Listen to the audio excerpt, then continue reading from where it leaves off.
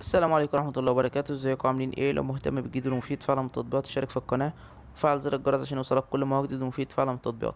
اشتراكك في القناة وتفعيلك لزر الجرس واشتراكك في عضوية مميزة بيخلينا نقدر نساعدك ونرد على كل الأسئلة والاستفسارات بتاعتكم حول التطبيقات وعالم التطبيقات. عايزين تعرفوا التطبيق ده بيعمل ايه؟ التطبيق ده فايدته ايه؟ التطبيق ده بيشتغل ازاي؟ التطبيق ده حقيقي؟ التطبيق ده فيه ميزة معينة بندور عليها مش قادرين توصلوا لها وعارفين ان الميزة دي موجودة في التطبيق؟ كل ده بنقدر نعرفه لكم من خلال الفيديو، شرح مفصل ومبسط للتطبيق، مميزاته وعيوبه وازاي بيشتغل وازاي بتشترك عليه وازاي بتلغي الاشتراك وكل حاجة عن التطبيق. طبعا ده بيتطلب مننا وقت وجهد، بالاضافه كمان ان احنا بنعرفكم التطبيقات الجديده اللي جوجل بلاي بتنزلها واللي بتسهل الناس حياتها وتخلي الناس حياتها بشكل افضل وبشكل اسرع. النهارده ان شاء الله مع شرح تطبيق جديد هو اسمه كوبي ماي ديت. التطبيق ده مساحته 17 ميجا، محمله اكتر من 50 مليون شخص. التطبيق ده تطبيق خاص بتقدر ان انت تنسخ منه ملفات من موبايلك لاي موبايل تاني.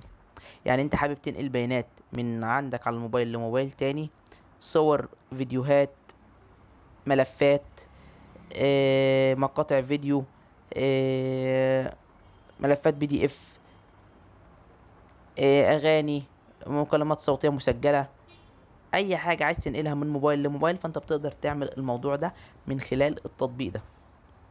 بس بشرط لازم يكونوا الموبايلين متوصلين على شبكة واي فاي واحدة. علشان تقدر تنقل من موبايل لموبايل لازم يكونوا موبايلين متوصلين على شبكة واي فاي واحدة. بتقدر تنسخ من خلال كيو ار كود بيظهر لك من الموبايل اللي انت هتنقل ليه هتنقل عليه الداتا، او هتنقل منه هتنقل عليه الداتا. والموبايل بتاعك بتقدر تفتح الكاميرا عشان تصور الكيو ار كود، وتقدر من خلاله تمسح الكيو ار كود وتقدر تنقل الملفات بتاعتك ببساطة وبسهولة. برضو بينفع الناس اللي هي بتبقى عايزة تنقل من موبايل لموبايل، او جابت موبايل جديد وحابة تنقل كل الداتا اللي عندها على الموبايل القديم على الموبايل الجديد. تقدر برضو تعمل الموضوع ده من خلال التطبيق ده. برضو لازم يكون موبايلين مرتبطين بنفس شبكة واي فاي واحدة.